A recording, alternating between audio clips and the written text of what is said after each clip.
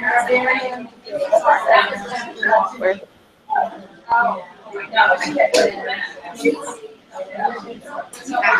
My phone, Joe. Yes, Amy was asking. I'll write one for you.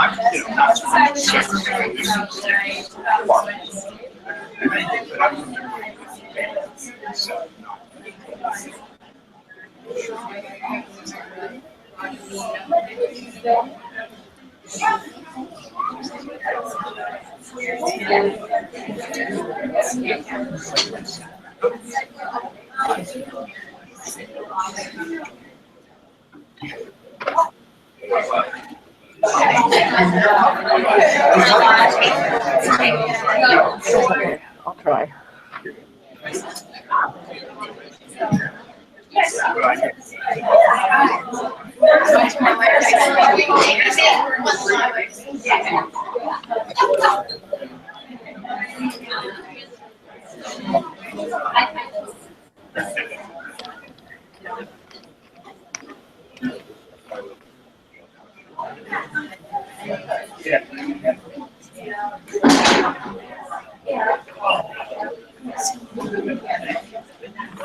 Okay.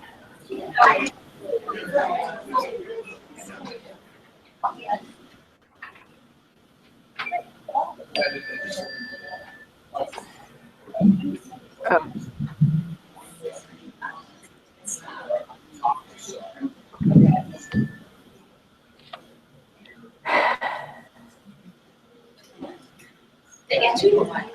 Well, that's because. So there was a.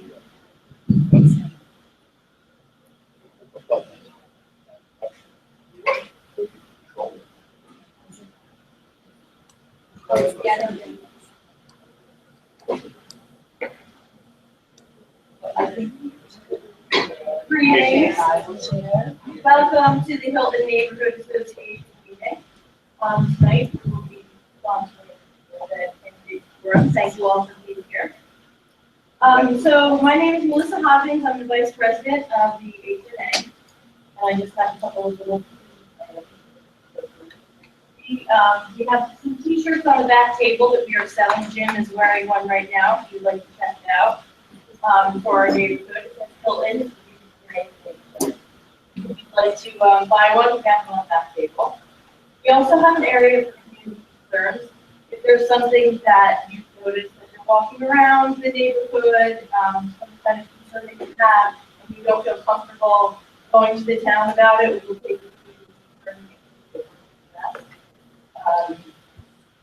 Our next meeting is Thursday, October 21st, and we are planning a township community candidate forum for that date. We also have information on the back table for Ryan Lubeck's fundraiser. There are a couple of receipts on the back. And you know that Ryan was collected 2 years ago, and trying to help them out and raise funds for the country. So tonight, our moderator will be Carol Buchanan. Our timers are Florence Magyar and Julie Kelly. Thank you so much for coming. And I'm going to hand this over to Carol.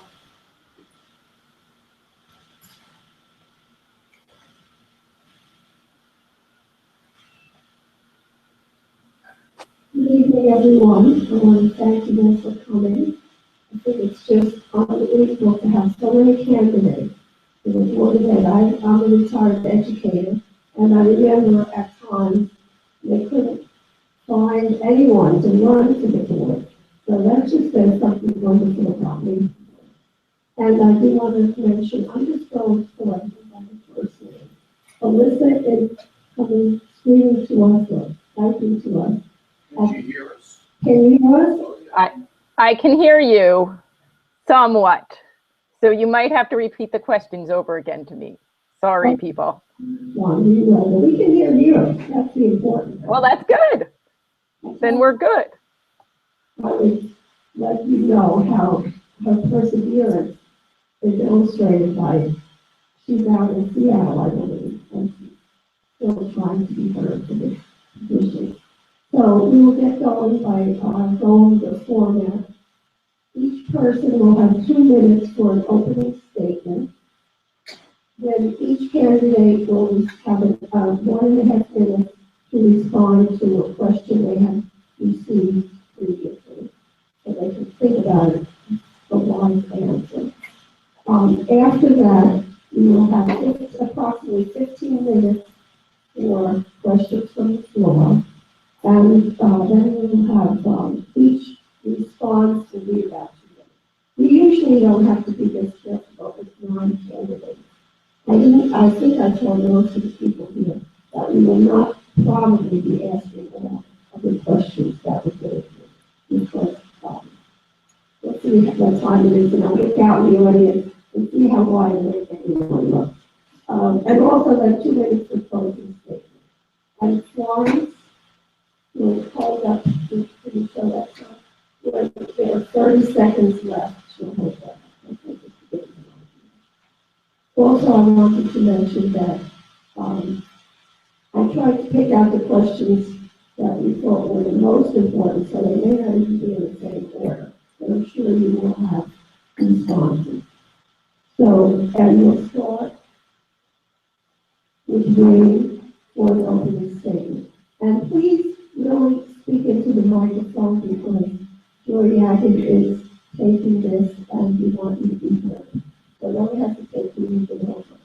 We had to use only 3 mics because there were only 4 outlets for our systems that we have to share. Okay, Wayne. Okay, thanks a lot. And I want to start by thanking very much the Hilton Neighborhood Association and Carol as the president. I remember this well from 2006 and 2012, and very happy to be back here again in 2015, and also for all of you here in the audience.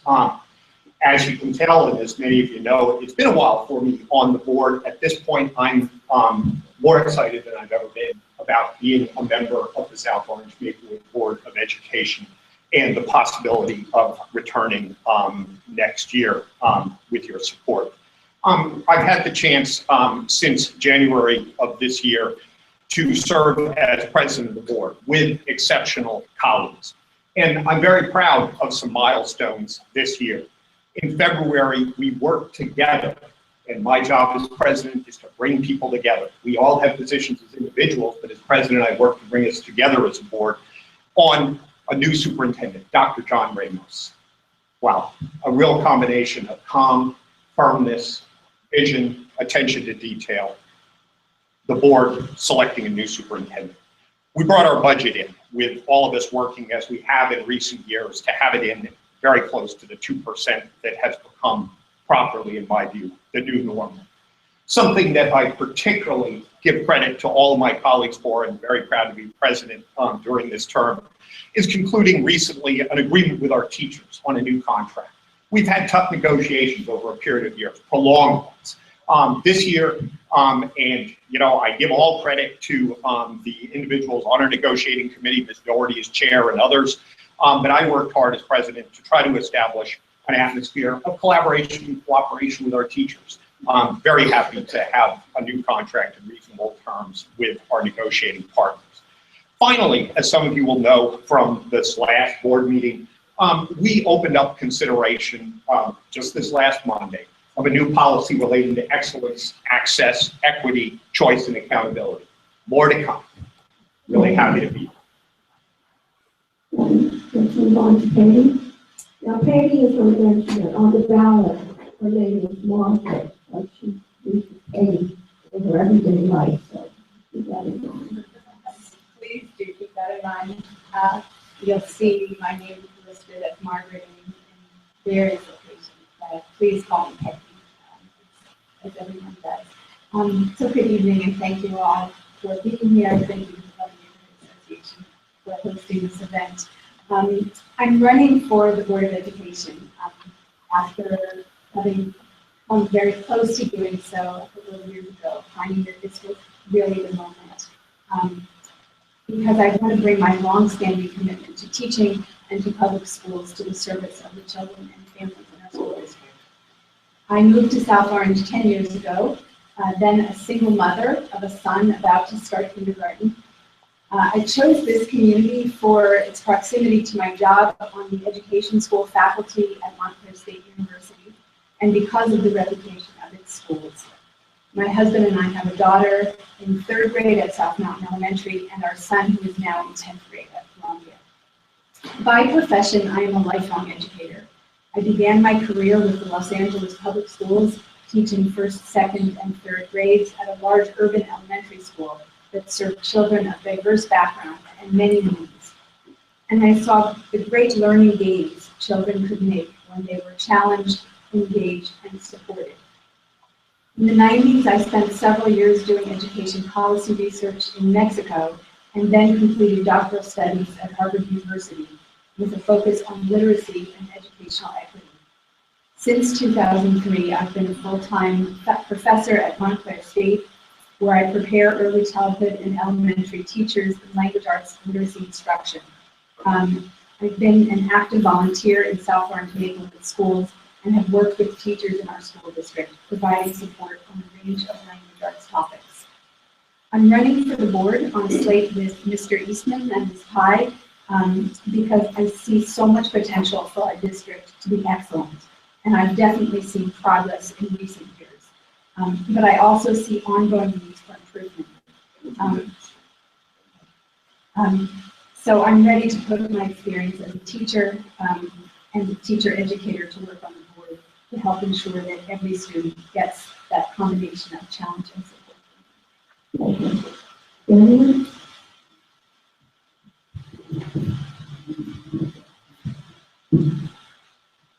Hello, I'm Andrew Manny, and thank you for attending, and thanks to the Hilton Neighborhood Association. I'm glad to be here with Chris Saban and Hilton Debate, my running mate, so we can tell you what we think needs to be done to help our school district live up to its potential. I am fortunate to have a supportive husband and 2 wonderful sons. Dilshire is away at boarding school, and Sumer is in 8th grade at Psalms. For the last 8 years, I have been the director of South Orange Country School. It is the best job I've ever had, and it's my true joy to lead 80 preschoolers as they come to school every day, ready to learn, full of excitement and curiosity. We use a child-centered approach, always trying to see things from the viewpoint of the child and adapting what we do to the child's needs. We believe in personal responsibility and independent work, supported by teachers, guidance, and mentoring. As my graduates have entered our schools, I've witnessed some flourish and soar, but others have lost their joy of learning, and most critically to me, their confidence. Our district must be better. Every child at every grade and in every school must feel safe, valued, and respected so they can come to school ready and motivated to learn. We need to adopt a child-centered approach and support our mentors and advocates. We need to measure individual student progress with a variety of meaningful measures, not just test scores. We need to ensure the delivery of promised and agreed upon services. We need to get and keep all children moving on grade level. Ensure that discipline imposed on students is fair, sensitive, consistent, and effective. We provide meaningful before and after care communication. We are at the start of a new administration with Dr. Ramos, and we want to establish clear and effective goals that do not micromanage, but give them direction and hope. Thank you.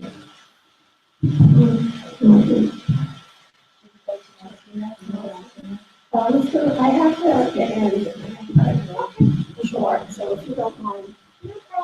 Yeah, because I don't know if she could say it. Okay, come on. Thank you. Good evening, everyone, and thank you to the Hilton Neighborhood Association for hosting this forum. My name is Mavi Kai. I am a former Maplewood resident, current counselor and president. My husband Nick and I moved here 9 years ago from Brooklyn, unlike anyone else we know in these towns. We have two beautiful children. Our daughter is in 6th grade, and our son is in 4th grade. Nick and I are just thrilled to be putting down roots in a community that honors so many forms of diversity. Our children are part of an ethnic minority, and here they are embraced and celebrated. That's really wonderful. I'm pursuing my second term now on the Board of Education. I'm currently the first vice president with the leadership of minority and history and Muslim. So many friends have asked me why I'm doing this again, right after they asked me if I'm crazy. I am a senior vice president, group director at Publicis, which is a large global communications company. I have a daughter entering middle school, who just entered middle school, which is nerve-wracking, especially when you have a sweet and quiet child who sometimes struggles to leadership. I have a son who's hungry for knowledge, but impatient and full of joy. He spends a lot of quality time visiting his school principal. So I've definitely got my hands full. But the answer to why I'm running is simply this. Our schools are going to determine the success of two things that I feel really about, the children and our community. With the hiring of Dr. Ramos, our superintendent, we have built a leadership gap that frankly started before I was even on the board. We are already behind on the work that needs to get done in our school district to take it from good to great. We have a lot to do. Over the last few years, I've learned to be an effective board member who can collaborate, inspire, and motivate. Over the past few months, I've built a relationship with mutual trust with the new superintendent. We've defined goals that include, among other things, improving our district's operations with a focus on commitment and responsiveness. I'm ready to serve again. Thank you. Can everybody hear me?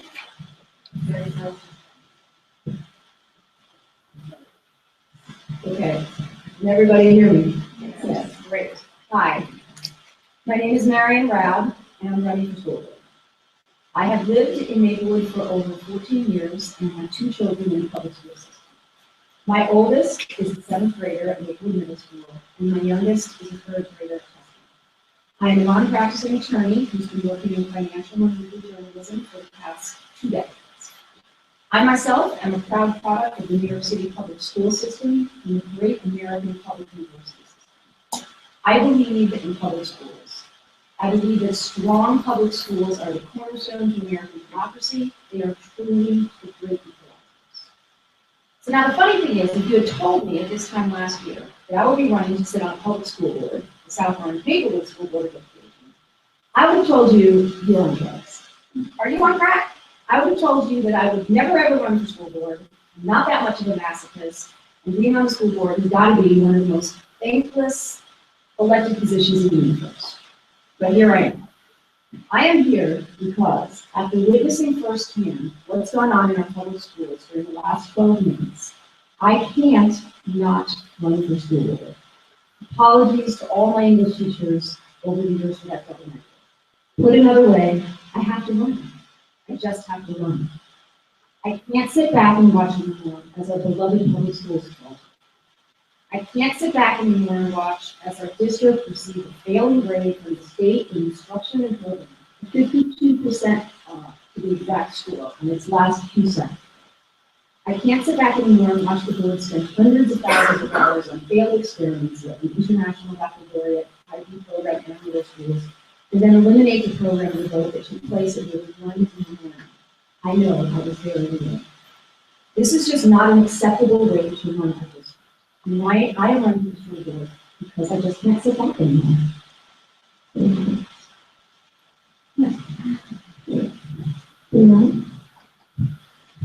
Good evening, everyone. Thank you, Carol and Hilton Association for hosting this candidates forum. I'm sure it will be set the tone for the others to come. My name is Chanel Roberts, and I'm running with Marion Rabb and Elissa on the same ticket. And to the candidates, welcome to my neighborhood. I'm proud to represent the Hilton community. I've been a resident here for 10 years. I have a daughter who is a junior at Columbia High School, a very proud student at Columbia High School, very active. And I look forward to this process. I look forward to serving my community as a board member of Maplewood and South Orange. And with that said, I look forward to continuing the discussion on the various topics tonight.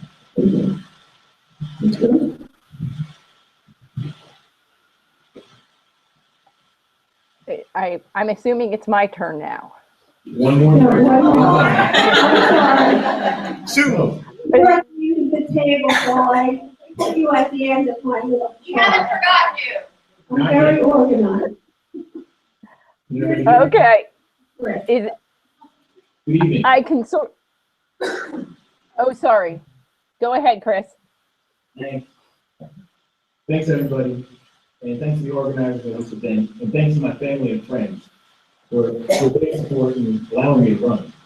And a special acknowledgement to Anne-Marie Manning.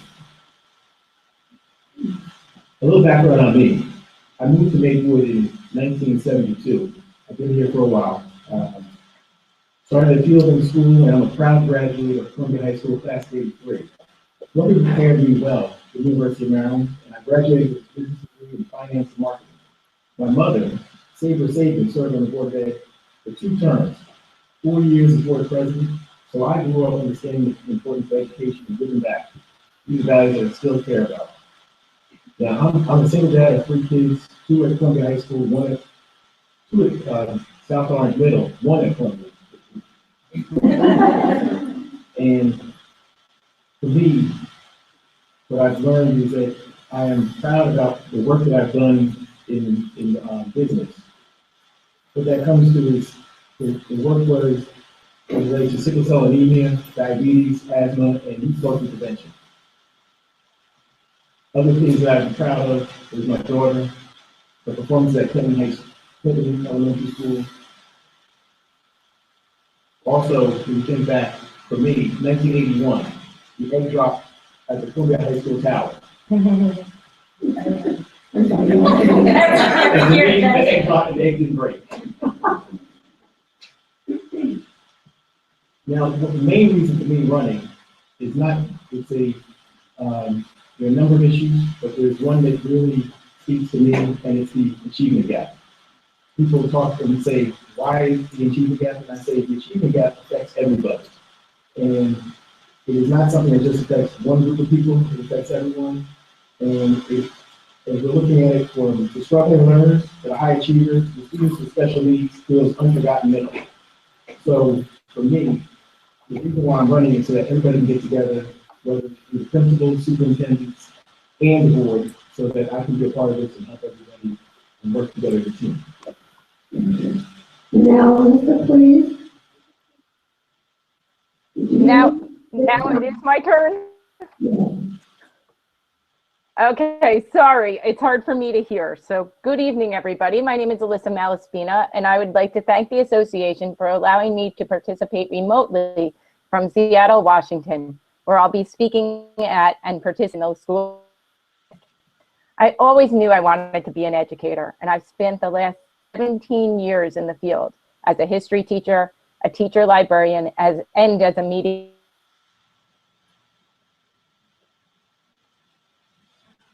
in the South Orange Maplewood School District, first CHS and later at SOMS. There's a good chance I've had the pleasure of working with some of your kids.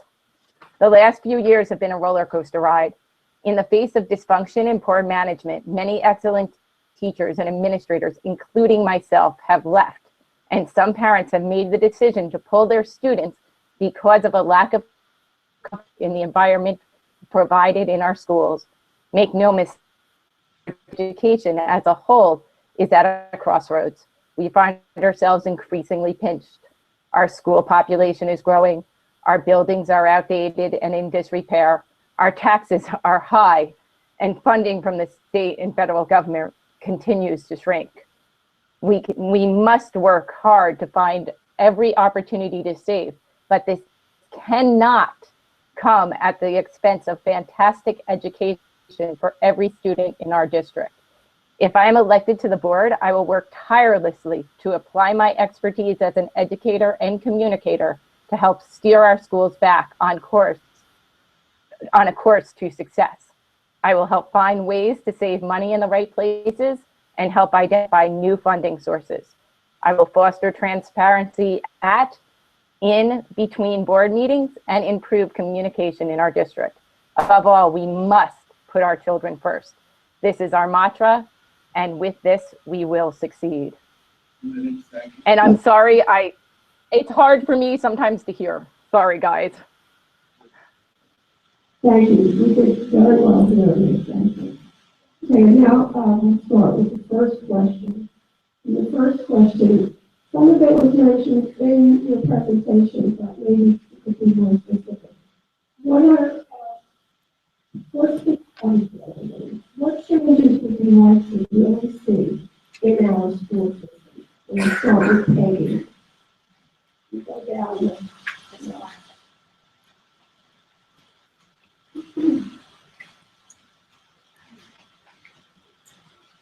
Okay. There are many great successes to celebrate. Oh, sorry, thank you. Okay. There are many successes to celebrate in our schools. As of this moment, Wayne mentioned many of them, but there are also changes that I would like to see, that I've made note of over the years that I've watched my other kids come up through the system. Most of them fall within the realm of curriculum and teaching. That's my area. That's where I usually have my lens focused. So I'll focus my comments in that area. As I say that, however, I want to be very clear that I absolutely believe that our district is full of enormously talented and committed teachers. I simply want to see us better support and mobilize that talent in service of all students. I'm thrilled to see the open access and choice policy that was proposed at the board the other night, and I look forward to seeing that move forward, be adopted, and then the hard work of implementation. The devil's in the details, as your colleague said, and that is absolutely true. In addition, however, I'd like to see changes in how we do professional development. We don't involve teachers nearly enough, and we have such expertise here. There's actually new state legislation that was just passed last week, creating a new teacher leader certification that would support teachers taking on greater leadership roles and sharing their expertise. Okay, thank you. I'm sorry. This is 1.5 minutes. Okay, Emily? So the changes I would like to see is that the district needs to move to a child-centered approach that informs all decisions about teaching, learning, safety, and security. And we need to foster an inclusive culture where every family feels welcome, embraced, and respected. Doing so will go a long way toward closing the achievement gap. We need to enable teachers to succeed in building relationships with and fostering academic success for all their students by providing them with the systemic support needed. All children need to be reading on grade level, and the mathematical development needs to be at grade level as well. The board needs to establish effective oversight to ensure that the district's assessment procedures are cohesive, transparent, and fair. We need varied and meaningful measurements to inform instruction, promote student growth, and foster parental confidence that all students are being challenged to the full extent of their ability. We also need carefully considered strategy to provide a stronger focus on science, technology, engineering, the arts, and math. We need to put an end to the frustrating roadblocks too often encountered by parents of classified children and those with 504 plans when they try to ensure that promised and agreed upon services are actually provided. And we also need a better understanding of the school budget and a more thorough understanding. You can finish your sentence. Thank you. Thank you. Thank you. Some of the changes I would like to see are actually already happening, and I'm happy to say that. We are increasing access to higher level classes. This past summer, over 200 more school kids were leveled up in math. That's amazing. We now have a broad a policy that broadly opens up access and enables choice. I would love to see that passed and implemented. We have new leadership with Dr. Elissa at the helm, and we're working towards a better service delivery model that starts with how we communicate. We've started to put some focus on elementary school, equal focus as we do to our secondary school. So our kids get the strength to start right from the start. These are all good things. But one thing I would like to see too in the school district is its approach to how it approaches its school. I would like the district to have more of an and approach versus assuming trade-offs and single solution approaches are the norm. So for example, I think we can maintain a 2% operating cap and maintain a world language starting as early as elementary school. Exposing our youngest learners to different cultures and languages necessary for 21st century learning. In South Korean, access to studying African and other Swahili, there should be a consistent unit on the district. I believe we can consistently strive for innovation in our programming, and we can take the time to properly implement it so that teachers are not overwhelmed and overburdened. And lastly, I believe we need to address many achievement gaps: the racial achievement gap, the gender achievement gap, the special ed achievement gap. I believe these are all interlinked, and with some focus, we can overcome them. Thank you. I guess the biggest change that I'd like to see in this district is how it handles communications. As a professional communicator, a journalist for the past few years, it has just been astounding to me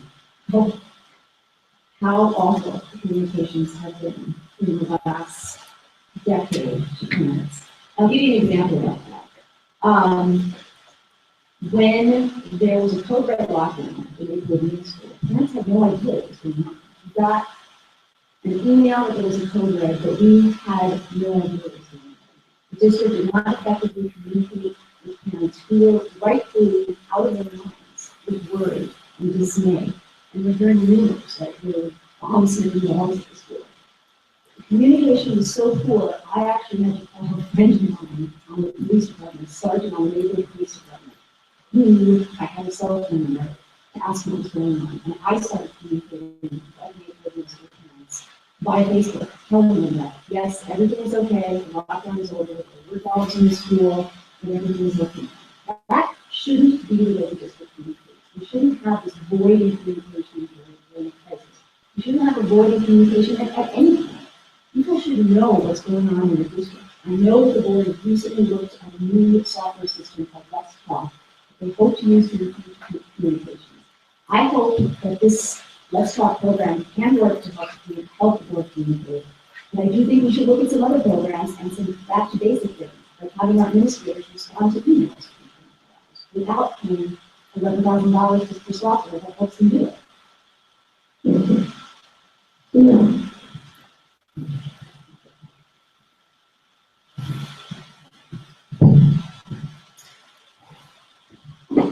In addition to, communication, I'd also like to see transparency. Dr. Venice's vision for an upside-down pyramid will truly put our students first. It will include the expertise of our parent community and support our teachers and administrators so that our district can be successful. But to also share a story in regards to communication, my daughter attends, as I said earlier, Columbia High School.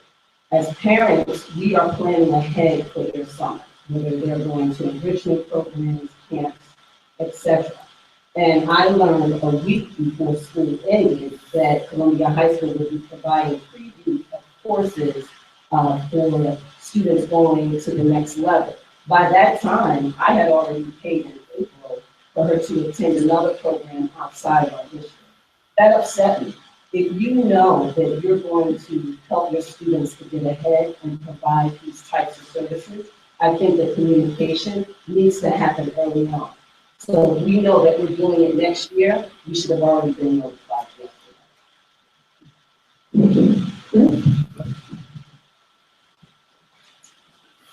There's a long, there's a long list of reasons why the school system is great. But there's also a lot of things that need to be changed. A few more important things are a school system where there's full access, full access for all kids, regardless of color, regardless of where what academic level they're in. A school system where all parents need to know how to navigate the school system, navigate the system from K-12. The system where all parents are fully informed in a timely manner on reasons for all decisions about their children. And a system where discipline is fair, sensible, and consistent. The school system where there is a unified approach to athletics in the community and students can have access both successfully, both on and off the field. Thank you. Elissa, do you hear it? I think that's me, right? That's you. Okay. Oh, good. Okay, I'm trying to do this. Our school district is at a pivotal point. When Ms. Rabb and I attended the Kiva during the annual board members retreat, the board members and administration stated that this year was a horrible year in the district. What could go wrong did go wrong. It felt like a ship without a rudder. My hope is that with Dr. Ramos joining us, things will start to improve. But we have a lot of changes that need to be made. Dr. Ramos says that we must get back to the basics, and I agree with him completely. We must communicate much better with parents. There is no excuse for staff, administration, and the BOE not getting back to parents' hours. We must begin to enforce the BOE policies that are already in place. But for math placement, there have been too many policies in place that have been ignored, and we must find ways to work collaboratively with the educators in this district.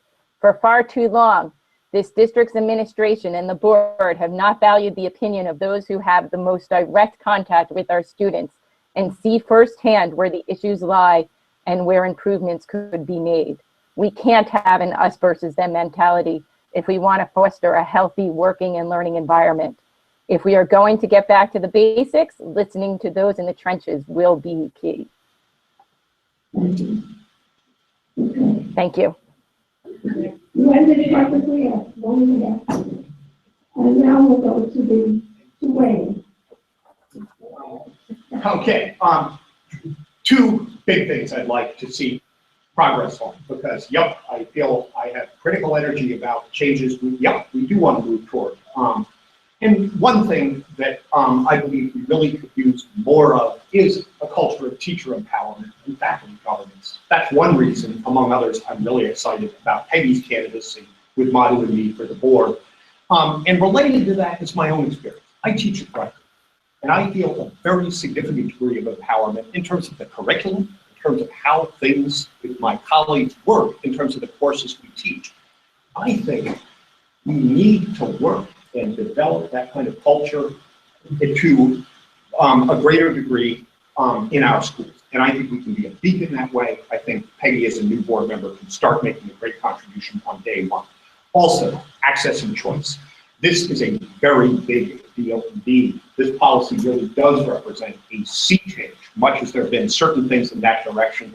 And I really feel that strongly that it is the direction that we need to be working on and need to be thinking about. There are deep issues in terms of how we are going to respect different choices, in terms of choices toward career-oriented, business-oriented education, as well as the classic sort of professionally oriented kind of education. We've got to expand this choice set of parents, students, teachers.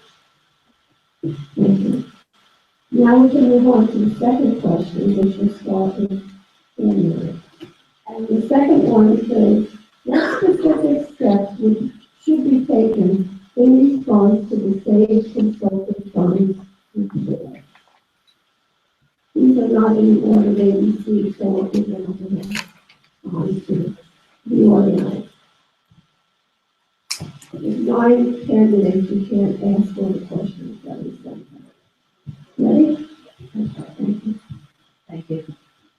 I think the real question is not what the district does in response to the SAGE report itself, but rather what steps should the district take to address the underlying systemic issues which are perpetuating the educational and discipline gap which led us here.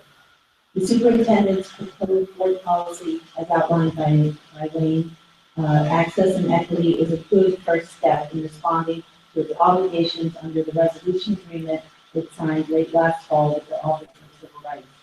The policy eliminates the gatekeeper role that the district has been playing, but eliminating the gatekeeper is not enough, as Kevin said. We have to ensure that there's a ramp of support that encourages more students to take our most challenging courses and provides the supports necessary for them to succeed. We need to make sure that students are prepared early on in elementary and middle school with the foundation necessary to succeed as an adult. The board can immediately act on 2 more of the SAGE recommendations. We need to explore our communication channels, style, and content, and then create a plan with the goal to provide relevant and timely information to engage the entire parent population so that it is easy to support our children. And then we need to develop data gathering and analysis tools that will allow us to better judge the effectiveness of the district academic program, the fairness and effectiveness of district discipline measures, and the degree to which all challenge all students meet their full potential.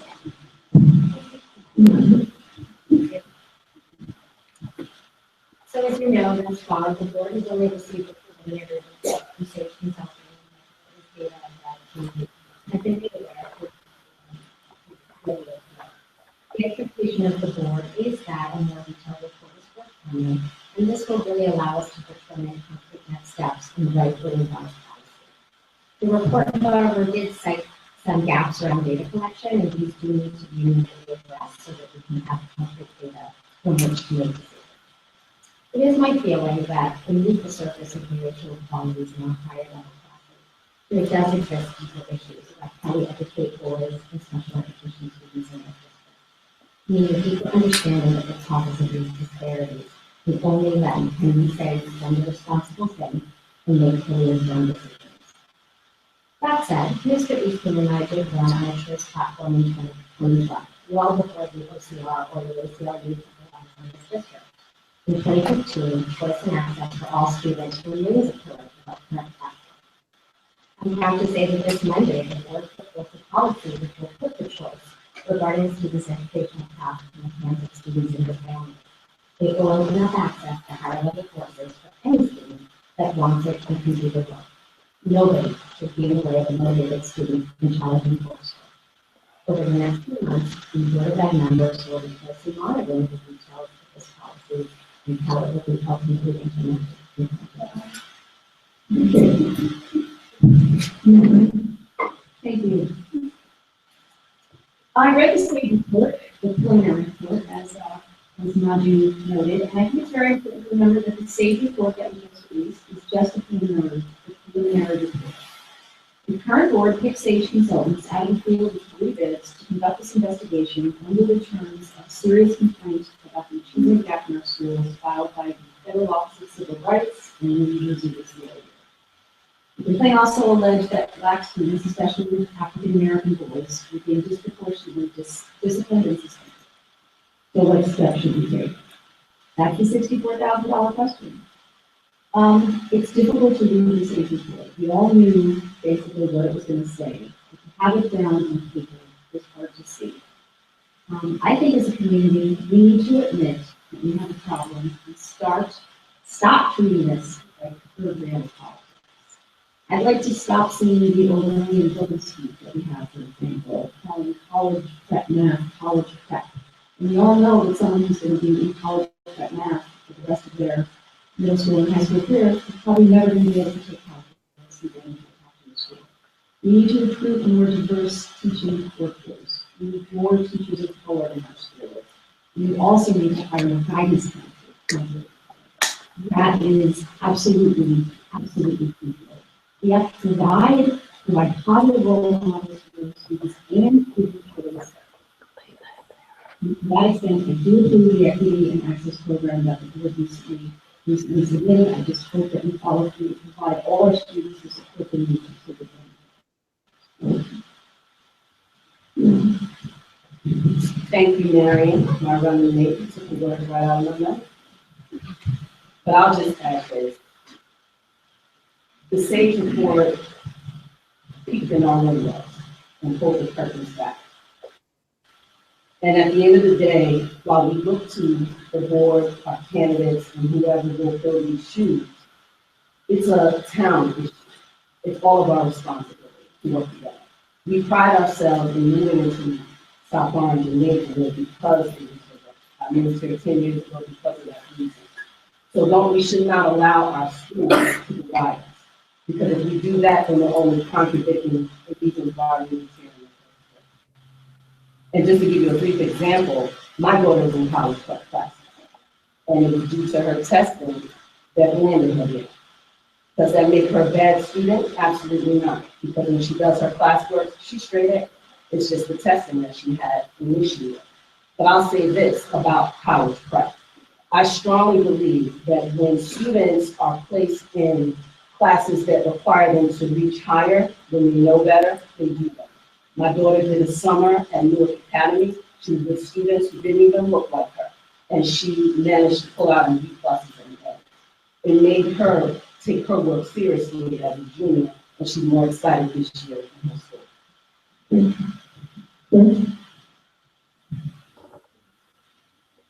A number of the points have already been made. We know that this is a preliminary report. We know that the Sage Consulting Group is our consultant.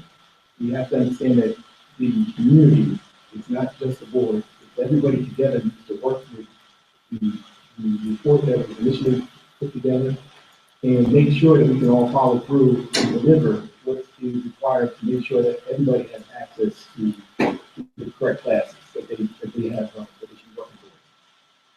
And with the policy that was created, that's fantastic. So we need to make sure that we're all working for the management to be more effective and more effective. So every level. Thank you. And Elissa? Okay, I guess it's me. I know you guys are having a little trouble with, I'm hoping you're getting most of what I'm saying. In the work of that Sage is doing, so much so that I signed on to help Miss Ramsey and her team with the communications and data gathering portion. When I made the decision to run for Board of Education, I resigned as I felt it would be a conflict of interest to continue in a position that had financial ties to the board.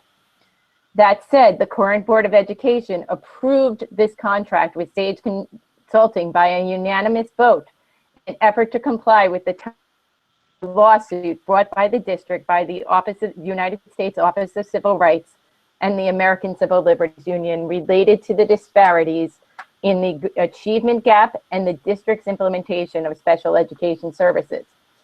The August report is a preliminary report meant more to set the stage for the more information gathering to come.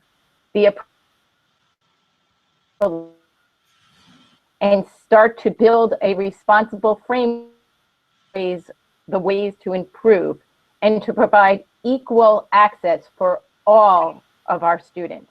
As a former educator in the district, I have observed these many disparities with my own eyes and will work tirelessly to make sure all students in our district have a quality education. For far too long, these issues have gone unaddressed by the Board of Education, and I will not allow them to continue. I do think access and equity report and proposal is a good first step, but we need to make sure that it is supported and enforced. Okay, thank you. I hope everyone can hear. All right, Wayne? Okay, two big things that I think the board can be active on, and I'm going to be following up on in fair part on what Madhu was saying earlier. One is the idea of the policy as a large-scale policy-oriented response to the sets of issues involved that are vital issues. Our responsibility as a board is fundamentally to set a big picture direction. That's exactly what we're doing with the proposed access and equity policy. And so, yep, there's lots of work to do in terms of figuring out how to make that effective, and that gets us to point 2 in regard to SAGE.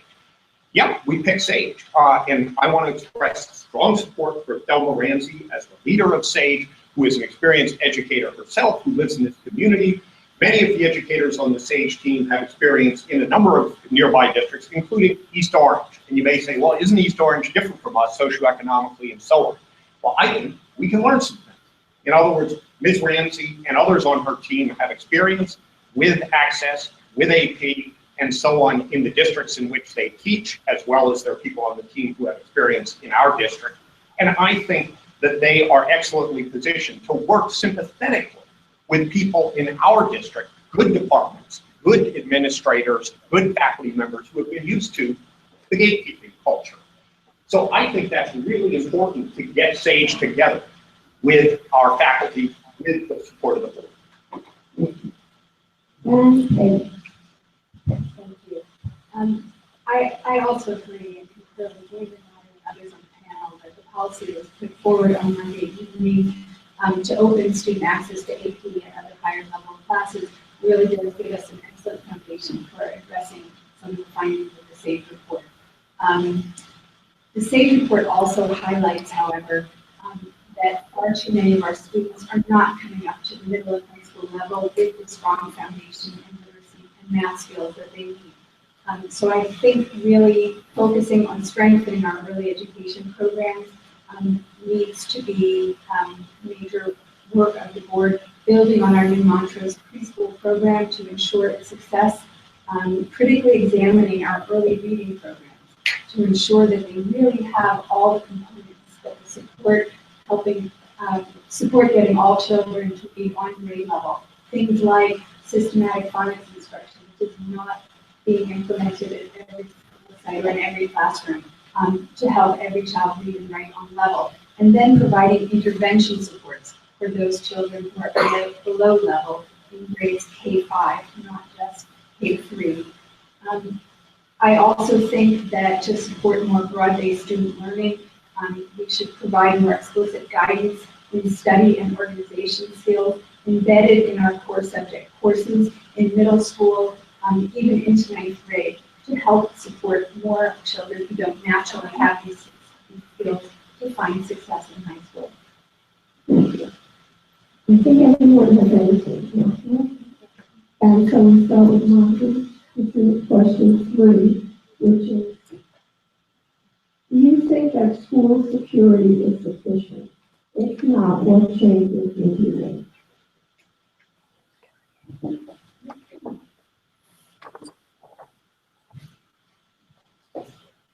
As a mother of two young children in the school district, I don't know that I'm ever going to believe that any amount of school security is sufficient.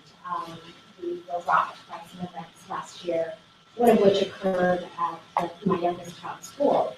And they were really a wake-up call for the district to put renewed focus on school security.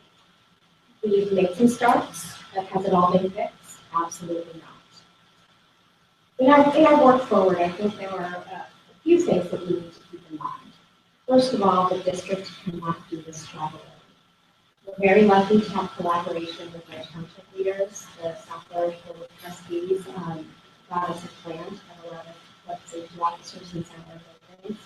But we need to continue to deepen our collaboration with the departments. They play a critical role in the safety measures and protocols, and they're not always seen. Second, we have to take very seriously our obligation to keep every student and staff member in our school building safe. Threats to safety sadly can sometimes come from inside the school building. We're doing a lot of great work with restorative justice, and our suspension rates have actually been going down year over year. However, external pressures from political organizations should not deter us from maintaining safe conditions and a positive culture in our buildings. We cannot soften our stance against violence or weapons in our building. We must take seriously the fear that parents have when they hear murmurings about aims and types of CHS.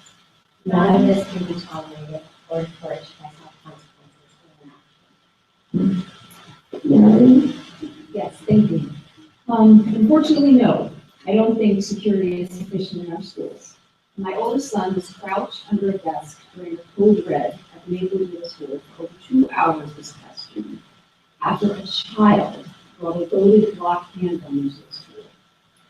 I don't think school security is sufficient when there were so many fights at Columbia High School last year that somebody made a video montage of them, set to music, and then released the video to the public.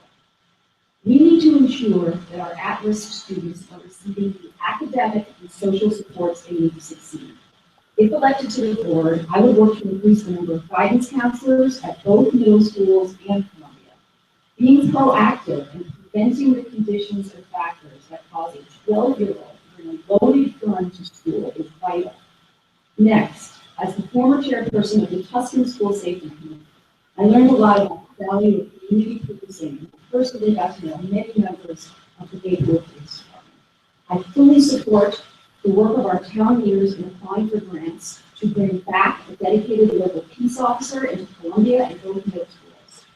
Community policing is a powerful tool to prevent incidents like these from happening again. Having a peace officer assigned to a school breaks down barriers between students and law enforcement. This is how we work to create positive ties between law enforcement and our children. This is how we stop loaded weapons from being brought into our schools and fights from happening in our school grounds.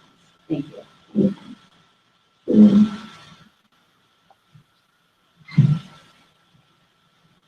This is a topic in which I've heard many opinions, and while the process for solution has started, we can do better. What I will say is the incidents that took place last year and over the school year ended, has kind of, you can turn it into a positive, because it was an opportunity for our neighborhoods to come together in one place and talk about the issues and work towards solutions. What I'd like to see happen is, because our community is so talented and there's such a wealth of information among all of you sitting here, we need to work together. I'm hoping as a member of the board, you will tap more into your knowledge, your program, and your expertise in a lot of these areas that help us to come together and develop better solutions.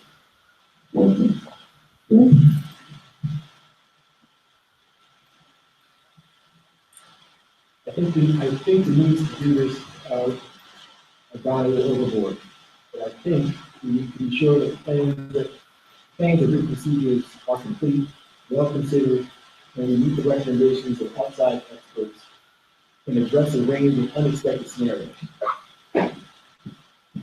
We need to be sure that plans are feasible at current staffing levels and that all staff are trained and up to date with training. Not just the code reds, but for the set of daily procedures that control access to the building. We must be sure that all access procedures are consistently followed every day.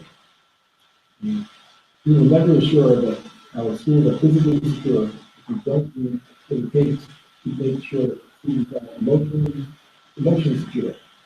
That may require hiring more counselors, more social workers, and because there's only so much money to go around, this is an approach that we should put in request and look at this on budget as well. Yeah. Elissa? Okay, I think that's me. I agree with everything that Marion and Janelle have said. No student or teacher should ever feel unsafe in our schools. We will work closely with administration to make sure that they have the tools and resources necessary to make both CHS and SOMS. I have firsthand knowledge of the security measures that we have in place and know that there are improvements that need to be made. One of the changes that I fully support is the idea of bringing back school resource officers to our schools, and will work closely with the two towns to bring this to fruition. These officers will not only be able to provide a level of safety and security to our students and staff, but will also act as mentors to our students. We also need to be proactive in our approach to discipline, and I will look for ways to work with the students, be it in conflict resolution, restorative justice, or counseling, to reduce the number of students who are repeat offenders. If a child is getting suspended numerous times, then clearly suspensions are not working, and we will need to look at other means to help that child. I also believe that no member of our school's community should have to deal with bullying or intimidation, and will work to make sure that all the matters are thoroughly investigated and resolved in a timely manner, with constant and clear communication to everyone involved in the incident. Finally, no parent, child, or teacher. Oh, sorry, I can't, it's hard for me to see that. Can I finish my sentence? Finally, no parent, child, or teacher should ever fear speaking up because of fear of retaliation. Sorry, hard for me to tell when that's happening. It's fine. Wayne? Okay. We've got to be self-critical. You know, the Maplewood gun in school was a harrowing circumstance. We're really lucky that, partly thanks to really good response by people in the school, you know, nothing happened. But, you know, as one who had the responsibility of moderating the forum that we held on that, you know, dreadful incident, you know, I'm really conscious that this is an area that we've just got to work on. There are no magic answers, you know, in my judgment. In other words, metal detectors at all our schools, no, in my judgment, that's not the way forward. Support for police officers, peace officers, school resource officers is the sort of term of art. I think that's a great idea. You know, Mike Morrissey, when he was at Columbia High School, you know, the idea that you have a two-track approach. Social work is a great approach. You know, we have great social workers. I see some in our audience.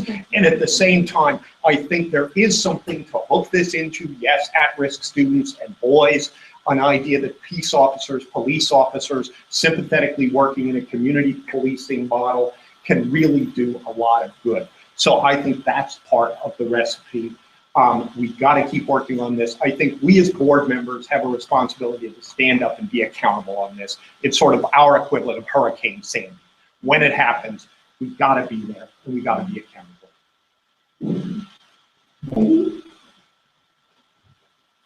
Thank you.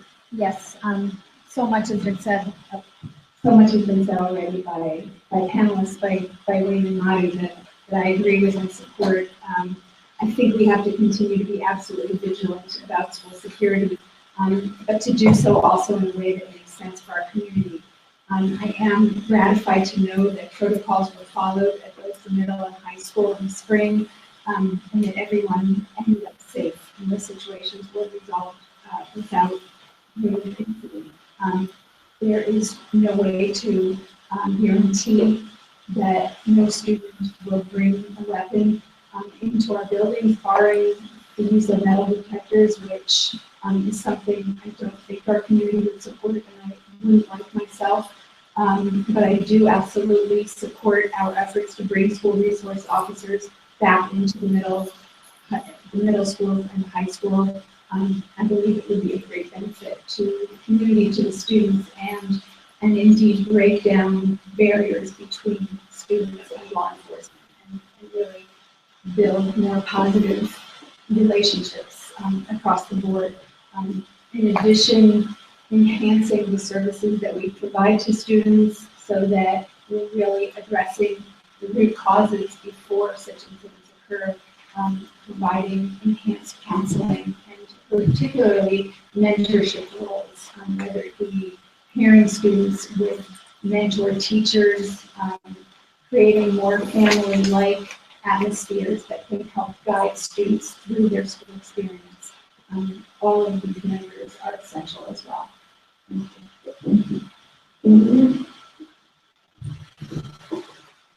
I also agree that we need to take a serious look at this. There are a lot of pieces to school security and safety. We've made some progress on these emergency protocols. However, we have not created a comprehensive plan for a more proactive approach. Positive school climate, effective interventions and social emotional supports for all students, ensuring that every student feels engaged, supported, mentored, and respected. Several parents made just these points at last spring's community forum on safety, and there are also the recommendations of multiple reports on school safety and security. Some of our district administrators and staff, on their own initiative, have done some positive things. At SOMS, our social workers and the health department and PE department partnered to create a day of kindness, as well as the wellness extravaganza. The language arts department worked across all 3 grades for the Shakespeare Day.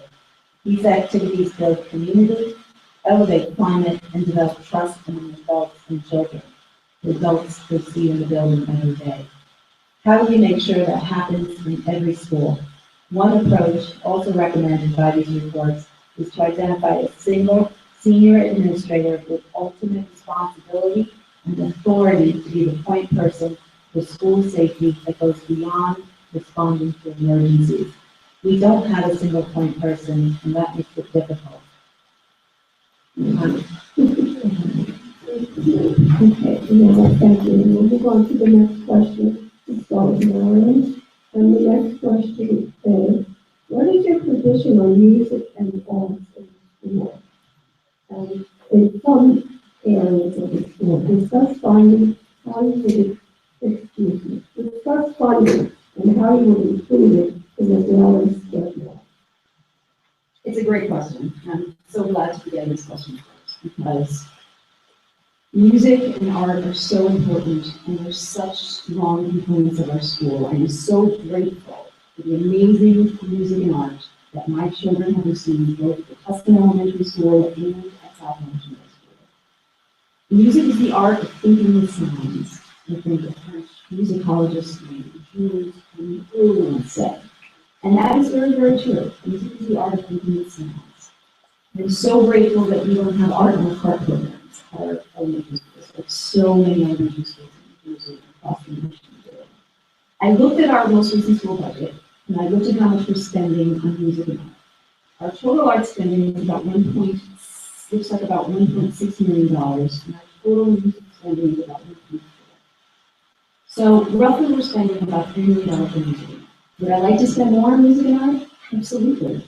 But we have some tough decisions to make about the budget. We don't have unlimited funds.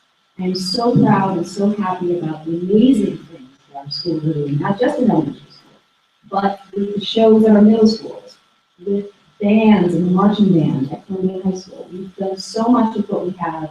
We can continue to pursue partnerships with outside arts organizations like SOPAC and NJPAC, and work to bring in the resources of our incredibly artistic and talented community members to help our kids. Thank you. Yeah. Speaking of NJPAC, my daughter will be performing here this year. I love music and arts, and I'm so grateful that you did with this question. I grew up, I played the trombone, clarinet, I played the cello in the orchestra, and I sang in the choir. My daughter is a member of the special dance program, but more importantly, what I saw her learn was priceless. As a result of her participation in the program, she's exercising team building and leadership skills through group dance and meetups. She's fine-tuning her motor skills through movement. She's improving her memorization skills because she participates in multiple choreographic pieces.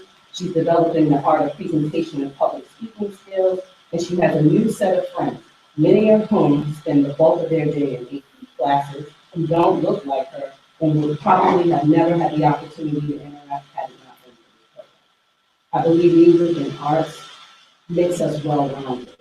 It's an opportunity to express ourselves creatively. It's an opportunity for us to extend ourselves, and it's much needed. Thank you.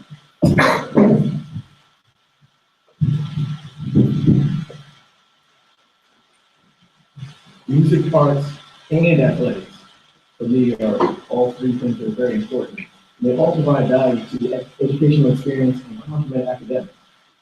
These non-academic subjects are an important part of giving children direction and helping them grow and create. We have to find ways to incorporate all of these into an inclusive, well-rounded set of offerings to our students. I believe a school system should have a balanced offering of the three A's. We need to create academics. We need to be better prepared or continue to prepare our kids for the 21st century. Arts, not just because music makes you better at math, but because it's a fundamental thing to be a human. Athletics, because children grow into active, healthy adults, physically and emotionally. There are already a wealth of opportunities for kids of all ages in the community, and we need to make sure that all of these opportunities are known and accessible to all students. While we balance the constraints within our district, we can't demand the school district do everything for everyone. However, if elected, we recommend looking at the budget again and analyzing and making recommendations on that as well. Thank you. Melissa? Okay. Your turn. Music and art are, you got me? You can hear me?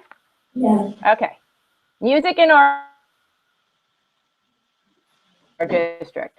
We have been recognized by national organizations for the amazing programs we have in place, and we need to find a way to continue to fund them. Our school board historically has not looked for many ways to partner with the two towns in Seton Hall. This must change, and I will work hard to find partnership opportunities. SOPAC and Seton Hall are two places that we may be able to look for help with funding for the music and art programs.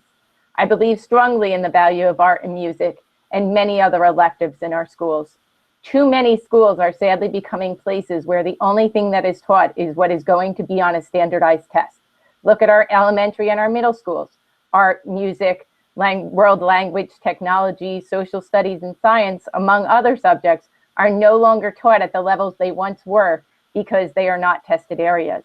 Of course, English and math are important course subjects, but we must find ways to produce well-rounded students that will be ready for the careers of tomorrow, which require more than proper grammar and the ability to solve for the value of X. Thank you. Henry. Okay, thank you, Carol. We have in South Orange and Maplewood something we should be really proud of in terms of a comparative advantage, as economists and my business school colleagues like to say, in music and in art. So, hey, you know, our school is one in which I suppose you might say among our most famous graduates in the last 25 years are Lauryn Hill, Zach Braff. You know, Mark Zuckerberg could have gone to Columbia, but he didn't, you know? And so let's be really proud of what has been an exceptional legacy, and let's carry it forward. Thinking about that, I think back to the themes of teachers and teacher empowerment. I think there's so much that we can do if we think about, and again, a lot of this is the choice process or agenda, and thinking about how it can take place after school, not only in sort of standard programs. So you look at great teachers. I'm thinking of Columbia, where my children were most recently, just graduated a few years ago. A great art teacher like Ms. Dodd, combining with a tech teacher like, you know, Mr. Bronner, a business teacher like Mr. Cohen, a great science robotics person like Mr. Tamalillo. It's exciting, you know, and let's think about options that tie music and the arts in an interdisciplinary way into other fields. I think we've got an amazing past. We've got a great future. Thank you. Yes, I think our music and arts programs are clearly excellent. They have been nationally recognized, our music programs in particular, and they are central to who we are in the district. And we must continue to see that as a priority and as part of our identity as a school district. We are really fortunate to have music and art teachers and programming that I think are second to none. Every time I've attended events at my children's school, I've left feeling so honestly impressed with the quality of production and so very proud of our teachers and our students. In terms of budget decisions, I understand that of course sometimes very difficult decisions must be made, but I would hope that the BOE and administration could work together, and I would work very strenuously to ensure that no cuts to our arts programs or music offering need to be made. At the same time, I'm very grateful for the work of our PTAs and very active and talented community members, parents who have also been instrumental in strengthening our arts programs. In terms of scheduling, I think the system we've been using that includes music and art as specials in elementary and electives in middle and high school has been working well, and we are in good shape indeed relative to so many school districts. I want to note that I never want to see children who need extra assistance for academics forced to give up a music or art elective, as they have been sometimes asked to do with respect to foreign languages. It's of such great value, not only as an element of our culture, but to help students achieve in other core subjects. And I'll pick up a little bit on that, Peggy. I think we actually need to look at the data to make sure we are delivering on this commitment to the arts. A few years ago, we went to ensemble practice every day in the middle school, great accomplishment. But then 2 years ago, we went back to every other day.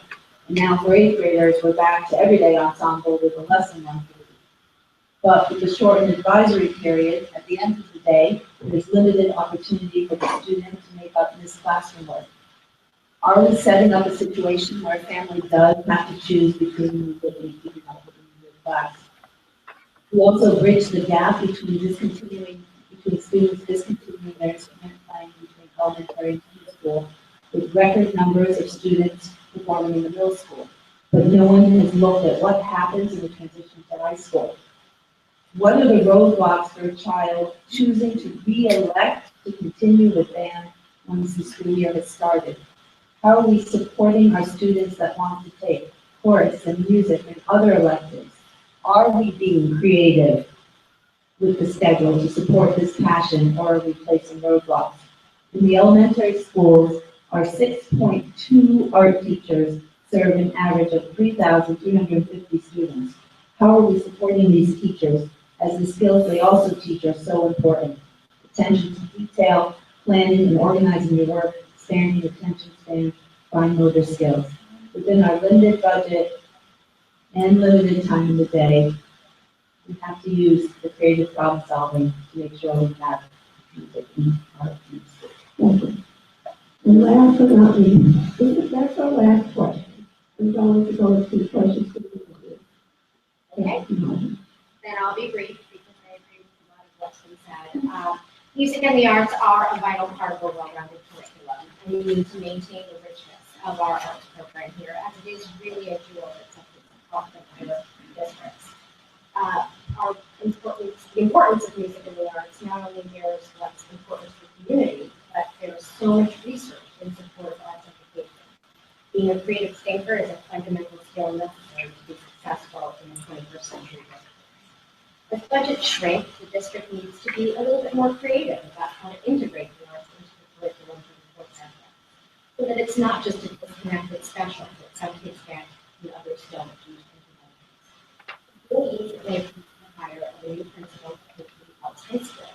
I believe this will have wide-ranging consequences, not just for the school she is leaving, but across the district, and to finding ways to integrate the arts into the school day. Through our policies, we board members can continue to communicate to Dr. Ramos that we are not only supportive of the arts in our schools, but that we expect our curriculum to always be well-rounded. Now, to the patient audience. I hope you found these responses helpful to you. They have found these helpful. Are there any people with questions? Yes. Hi, thanks so much for coming in and sharing your ideas.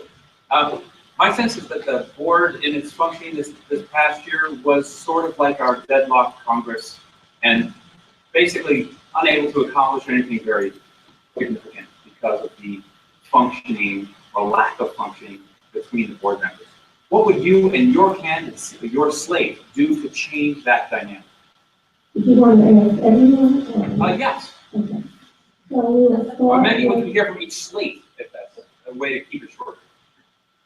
Okay, well, I think it was Chanel's turn, so, okay. So you want to answer for your slate? You want to go to your turn? Since 2015. So much. That's a very good question. And I also asked that question because as a parent attending the Board of Education, I saw it a lot. And I think part of it may have to do with the lack of leadership in the superintendent. I think now that we do have Dr. Ramos in place, things seem to be moving forward. But at the same time, communication is there. You need to talk with one another more. I know that there's talk about these, I have my own reservations about some of that, but I think that if you listen more, we'll be able to hear and be able to have better conversation. We shouldn't be deadlocked because it's a job to do at the end of the day. And I think sometimes when we are deadlocked, that means we're not paying attention and we're losing focus on who's the most important in that section. And I think that if we keep our kids first, we'll be able to move forward. Yes, sir, Annie? Just so that we can, yeah, see if there's any questions. Well, we really only have 50 seconds left for this question. Go after your next question. I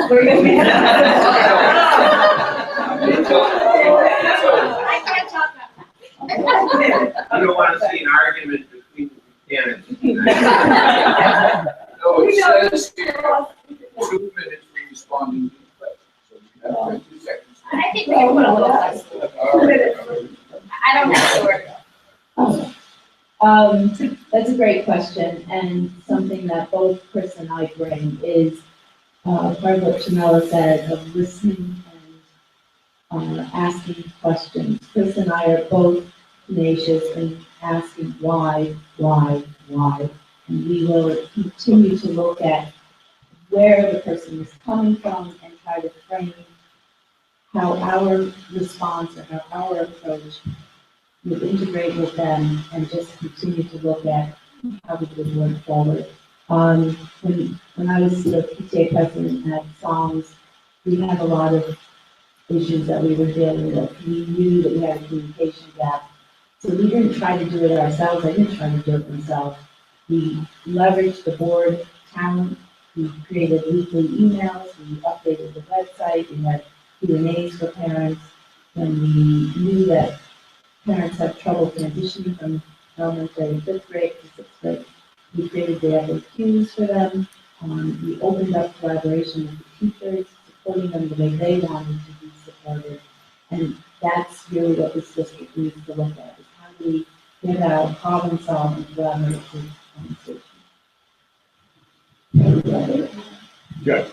Either way, hey, hold me accountable. I'm the president. And Bill, in response to your question and to all of us, I came in as president wanting open, candid, sometimes back and forth disagreement. I felt we could use a less corporate, more open, policy-oriented style. So for instance, I wanted to tackle park hopping. It was a big issue. I felt we needed to discuss and debate it in public, however we came at it. And so in a number of issues, I pushed in that direction.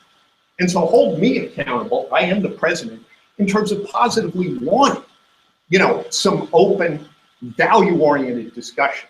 Math, I would say, on the old democracy thing, the worst of all possible systems, except for all the other ones that have been tried, hey, you get that contention, and after it, when you do it, when you go through it, I think we're in a position with the arrival of Dr. Ramos, thinking about the access choice policy, equity, to pull together. If we all say, we're all, it's as though aye, sir. I honestly think we've got to have that creative tension, and I really value that and the contributions of the people who didn't vote for me for president, because not everybody did on the board. And they have really contributed and been great as board members, and I'll just leave it. Another question? Yes. Hi. If you would like to just say. My name is Morgan Helen. I was wondering if the candidates could comment on the importance of global education. Maybe someone said we just answer. I guess I can start. It was the question global education? Somebody Yes. just can okay, thank you, sorry. I'm totally in favor of global education as a history teacher, as a previous history education, and I do a lot within what I have done in the schools to foster more global and collaborative education. I ran a poetry summit that brought people together from all over the United States and the world. I've run debates, virtual debates that do that too. There is value in global education, and there are great ways to find different means to do that.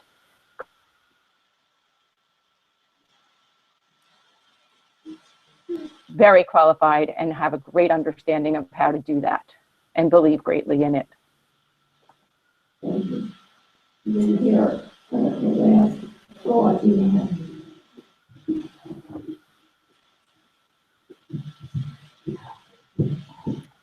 I think we need more focus on global studies, not just it takes a very long time until they actually learn about the world outside of the United States.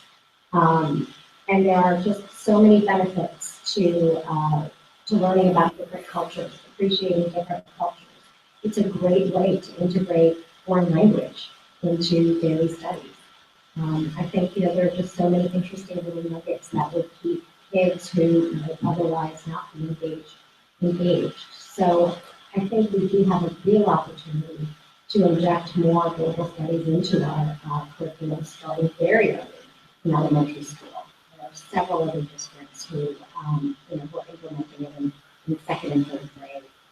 So I think it's a huge opportunity area for us, and I think the advantage of it could be just very far-reaching and very relevant to sort of the 21st century world that they kids will be going into, where people from all over the world they'll be working with people from all over the world and cohabitating with people from all over the world. I think in our diverse community, we could do a little bit more to be more globally centered in the schools and to teach our kids appreciation of it.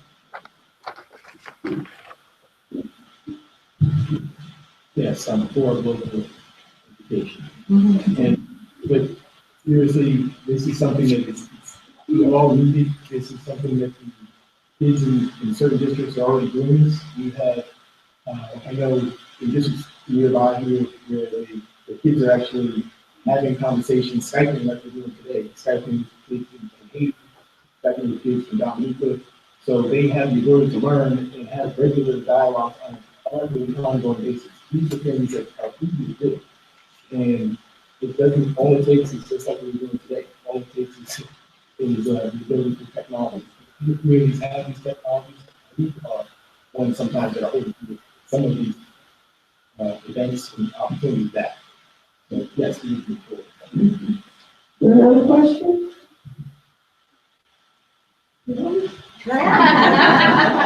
Okay, then we'll move on to the closing statement. I just wanted to make one additional note to this discussion of global education. I do think that as we look at how to enhance the global component of our curriculum, the really key piece of that is that we look at our foreign language instruction. Seems to be the consensus that it's one of the weaker links in our curriculum, and that the instructional time that our students are investing, which is significant in foreign language study, isn't producing the payoff in terms of language learning that it should be.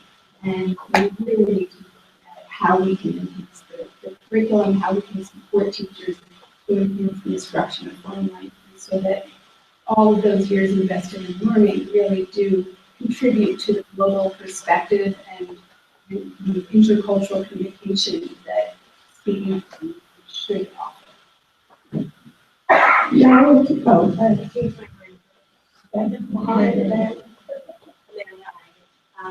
Thank you all very much for this I came in a little late, so I do apologize. You can tell me if you want. But I think I speak for the majority that we've all been there. We've reached out to a teacher, we've reached out to a guidance counselor, we've reached out to a teacher and a guidance counselor, teacher guidance counselor principal. The list goes on, and it's fallen on deaf ears, and we've never gotten an answer. How would your state, in the interest of time, deal with this recurring, insulting, really frustrating I'll answer that for our slate, because I totally understand where you're coming from. I have just spent the last 3 weeks trying to deal with an issue with my son who has a 504 and not getting any response from administration. And they were not enforcing the 504 like they should be. So I get the frustration. I get that.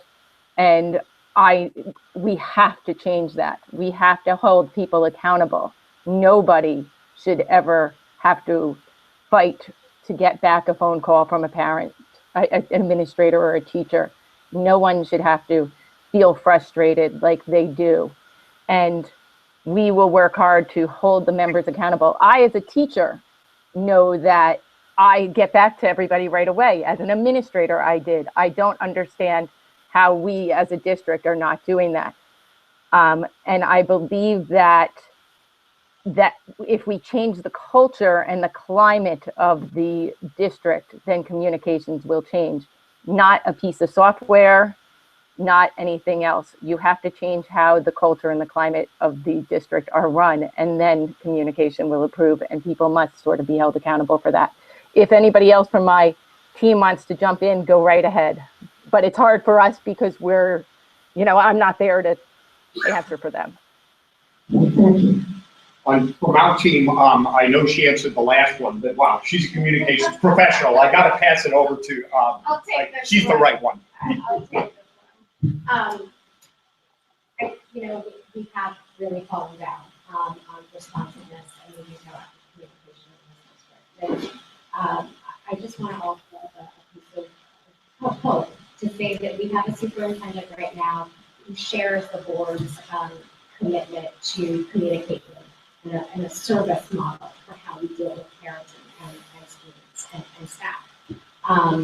The Let's Talk program, really was intended to be a first step to not only try to understand the sentiment within the community, but to actually tie some accountability to overall responsiveness. I mean, we have a program now where we can track what's coming in, to whom, and how quickly they're responding to it. I mean, that is a tremendous first step. So I would just say, I think we're on our way to improving things.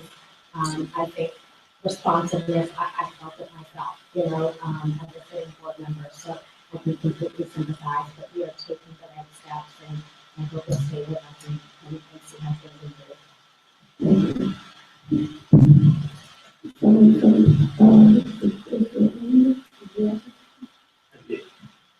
But either way, you can both jump in on this one. Communication from teachers, from principals, from the superintendent. This starts from the top.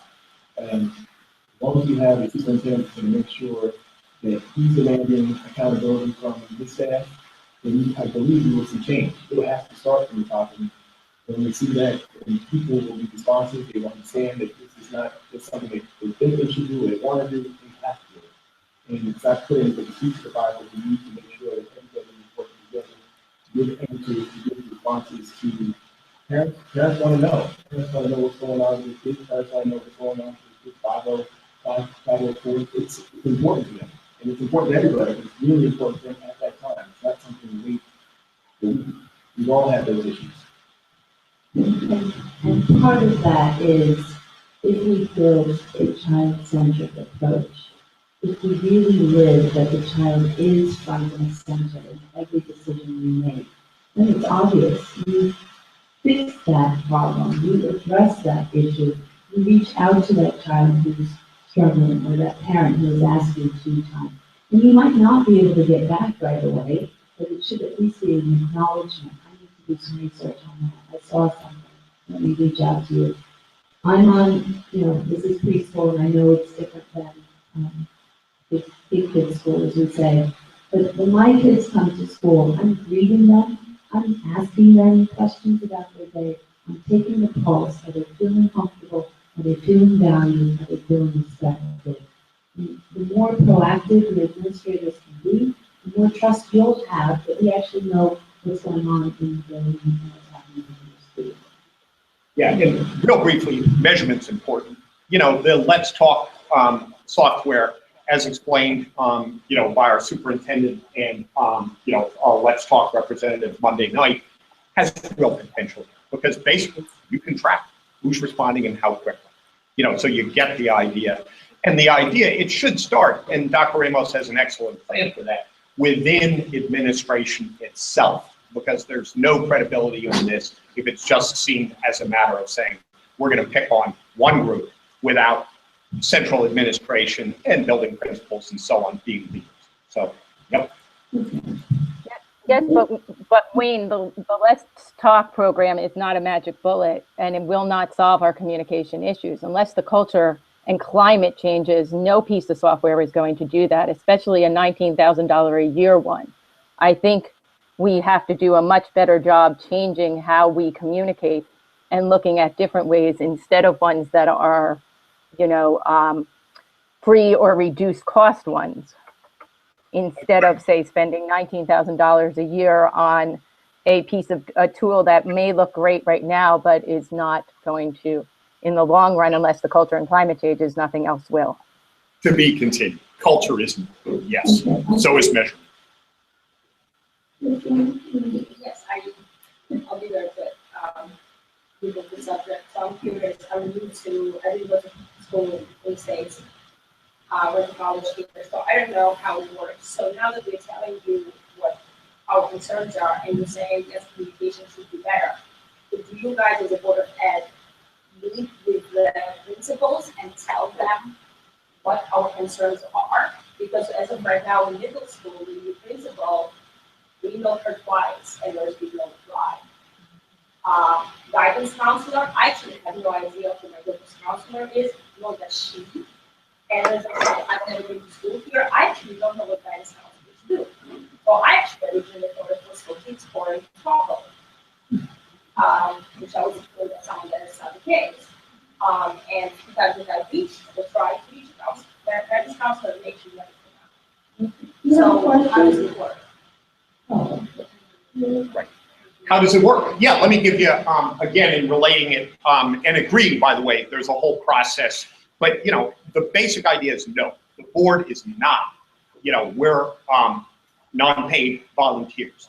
We have highly compensated and skilled school staff. And so the role of what we're talking about now, the board is, let's say, you're thinking, hey, I've tried my principal. I've tried a guidance counselor. I don't know who the guidance counselor is. The Let's Talk system is designed so you can set up an email to our superintendent, John Ramos. You can email me too, but it's going to go to the superintendent's office on an administrative question. And then the idea is he is imposing on himself the idea that it's got to be referred to the right person who has responsibility, and that it's tracked in terms of whether we get back to someone within the goal that Dr. Ramos has set, which is a 2-day goal. Okay. So, and part of the idea is not all parents, some parents are really experienced system players and kind of know, oh yeah, 27 different things. There are a lot of parents who are in your situation who don't necessarily, who are new to the system or the district. And so Let's Talk is a vehicle. It's as easy as clicking on the website, and sending it along to Dr. Ramos, and it'll be forwarded along. And send it along, to the board members if you want as well, understanding that at this point, it goes through central admin. Okay. Thanks a lot for the question. We have one more question. Hi, I'm Elissa. I just want to know if you can comment on the quality of our curriculum. What are the high points, what are the low points? And where do you see the curriculum make it? I'm sorry, can you repeat that again? Do you want, Elissa wants it repeated, Marissa, if that's okay. Can you comment on the quality? I can't really hear it.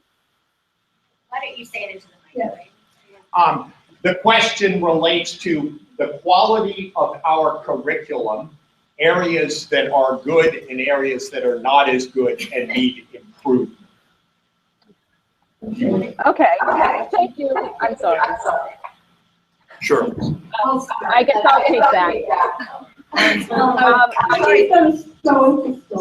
Yeah, if Peggy, why don't you start here? Oh, sorry.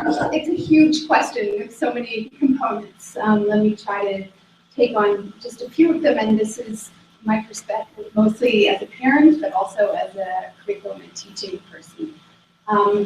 In my experience, and based on what I know of kind of the high quality state standards that are now in place that kind of help guide teachers and school districts in determining what would constitute good curriculum and how we can craft teaching to address the skills that we should be reaching for at each grade level.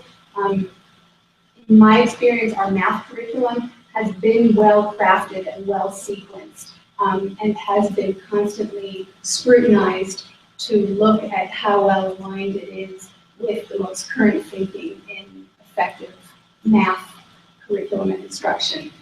That's not to say it's not without its flaws in terms of perhaps how assessments are done, how placements are made, and better and more diverse measures could be used in that process. But that's one element. Our language arts curriculum has many solid components and has committed teachers working to continually enhance the quality of our offering through the reading and writing workshop model. That said, that model, I believe, given my background in literacy education, isn't fully complete and doesn't provide all of the necessary supports to help every child succeed and every child reach grade level benchmarks that they should be reaching.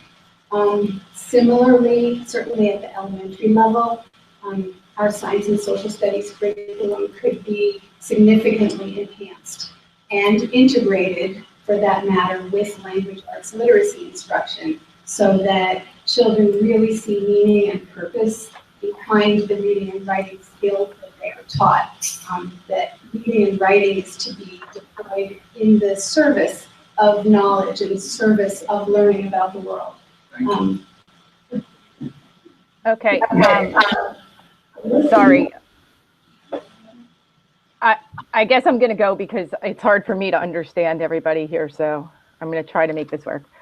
When we get a 53% on instruction and programming in our QSAC report, we have lots of issues that we need to deal with in terms of our curriculum. It is not Common Core aligned. It was not differentiated. It's actually not even being taught the same curriculum between the different schools. One school is doing it differently than another. I know that for a fact because I have taught in the school districts and know that. I actually disagree with Peggy. I think that the reading and writing workshop model by Columbia University is actually a very good program, and when implemented correctly, really does differentiate and do good things. But right now, it's only being used in our 6th and 7th grade, but not in our 8th grade.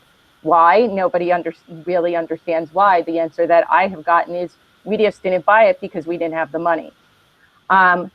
We need to do a better job differentiating learning. We need to do a better job in making sure that the curriculums between the schools are consistent and taught properly. And we need to make sure that everybody is getting a quality education and a quality curriculum and instruction.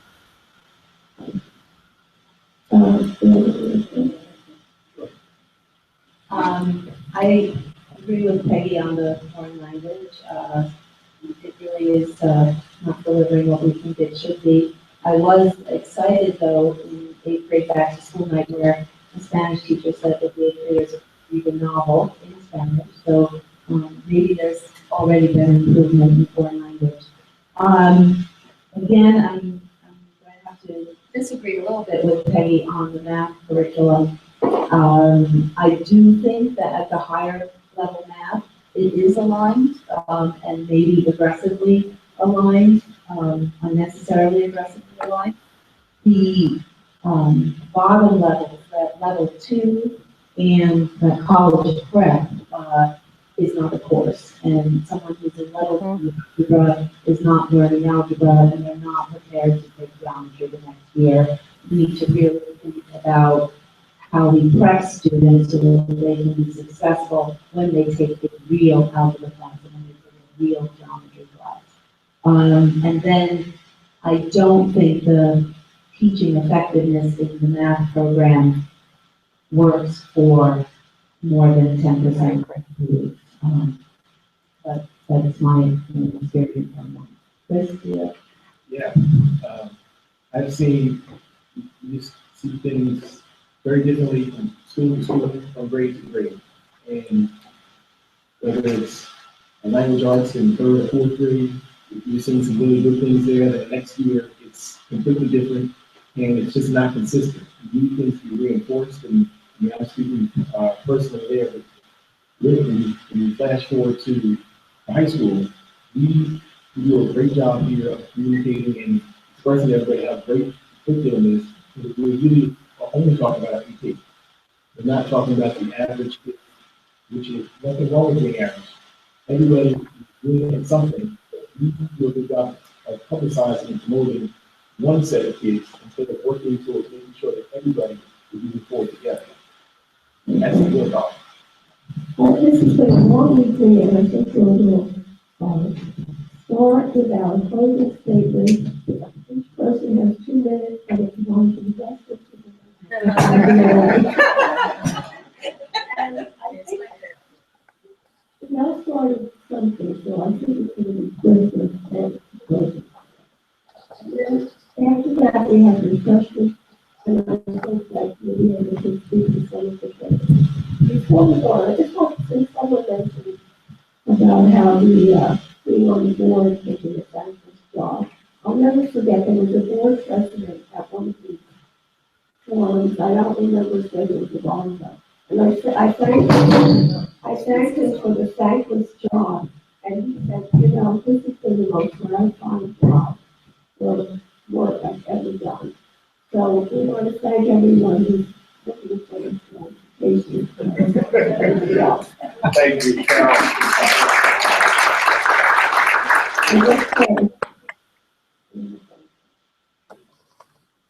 Thank you. Thanks again for tonight. For me, over the past few months, I've been speaking to a lot of parents, trying to figure out what's going on in our towns. And I've kind of been doing this coming up, which is the mistrust.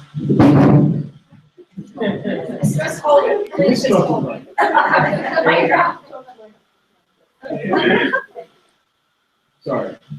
The mistrust of the district's ability to consistently meet the kids' needs. And one way we can start to rebuild trust is by making sure that our plans and procedures for safety and security are really complete. And that staff in every school is trained consistently and follows those procedures. We can also rebuild trust by improving the communications. We said there's a lot of red. We talked about it more tonight, but over the last 20 years, this has become a chance to improve for everybody. Let's start to make that something that happens, period. And for some of us,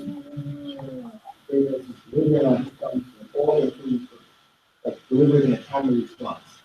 We need to support parents' right to know their lives and decisions, all the things that are going on in the right now, whether it's discipline, whether it's placement, parents need to understand what's happening. More importantly, we need to ensure that parents are providing everything. I mean, everything that you need to know to guide them to the right in our vision. So what you need to know in the first day of school, what you need to do as a middle school parent, and also how to plan for college. Everything you need to know that you just didn't know to ask.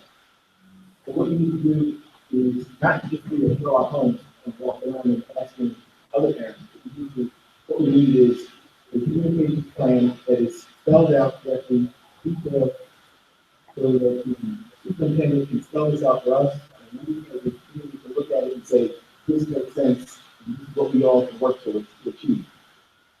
There's a lot of things that they talked about. I would say,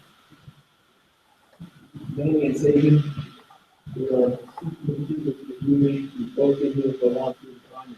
Thank you very much. Okay, I think that's me.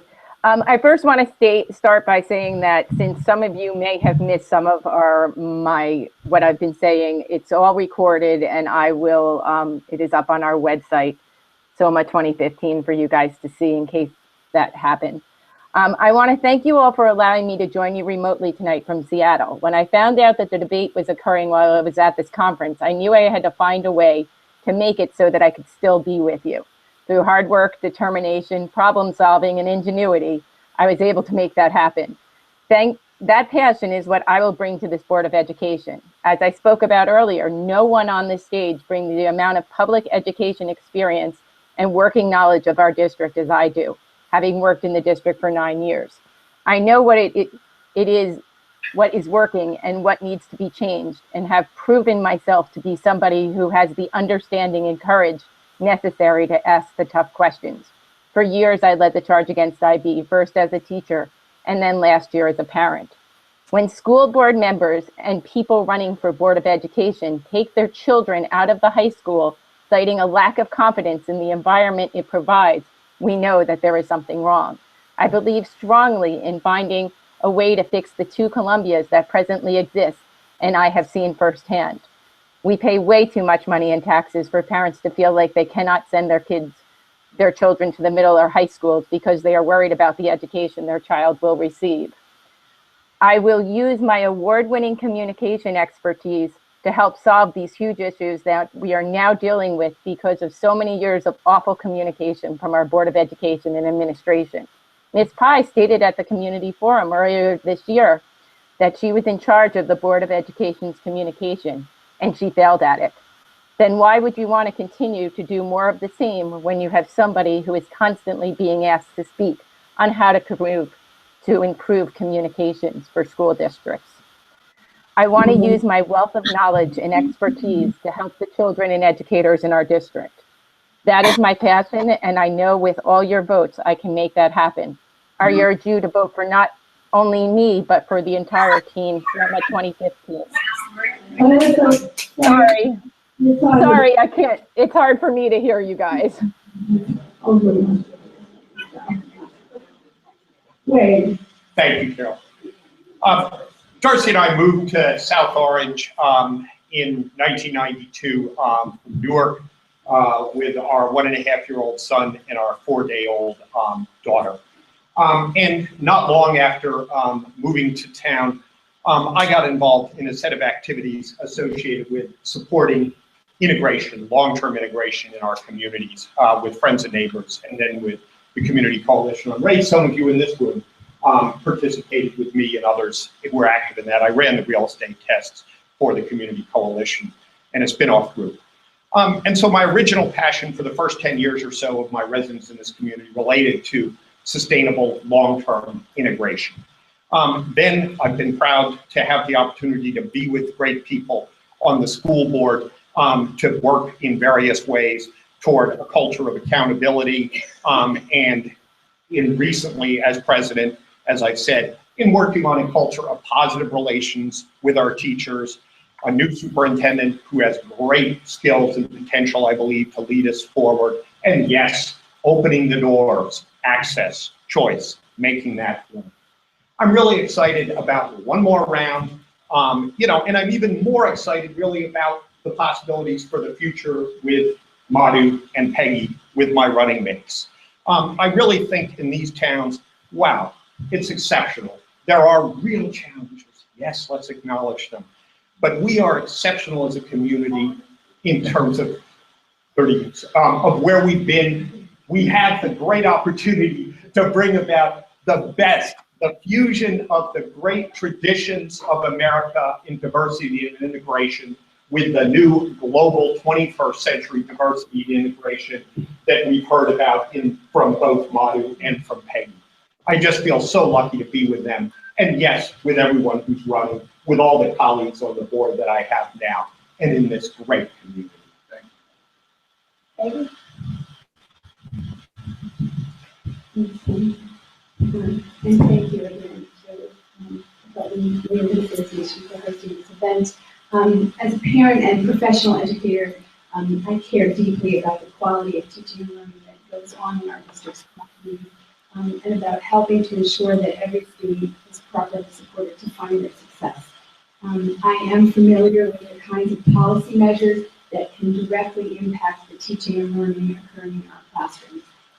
If elected to the board, I recognize that we'll be working under severe fiscal constraints and we'll have to set priorities with limited resources. We must make policies that will have a direct impact on classrooms and on students' motivation to be engaged in school.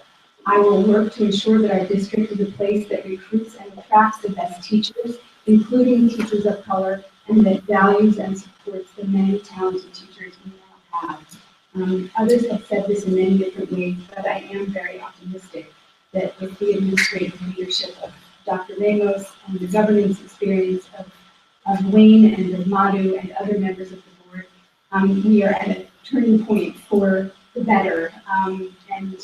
I believe that with my experience, I can help the board steer the district towards a more collaborative vision of teacher professionalism that will help our teachers, together with administration, accomplish the very difficult work of getting our curriculum into alignment with state standards, and to effectively implement what I hope will be a new district policy of access and choice. I would love to have the opportunity to speak with any of you further who are here to hear your experiences and concerns. Thank you so much. Thank you again for listening tonight. 90 seconds is a really, really short time. Please reach out so that we can talk and then reach out. The issues we face are complex and require community-wide collaboration. No one person has all the answers, and we can only move forward if we have consensus on which direction we want to go and how we think we can get there. I would like to help build that consensus on the board and in our community. Ultimately, we won't do that just by talking or debating. The board has to enable our educators to meet some of our most basic, simple challenges, one by one, to rebuild community confidence and deepening the trust of parents. We can't make big leaps before we can consistently make simple strides. Doing so requires the board to set achievable, measurable goals each year to ensure that we're not trying to do too much at once with our limited budget dollars. That's why I'm running. It doesn't have to be as hard as we seem to make it.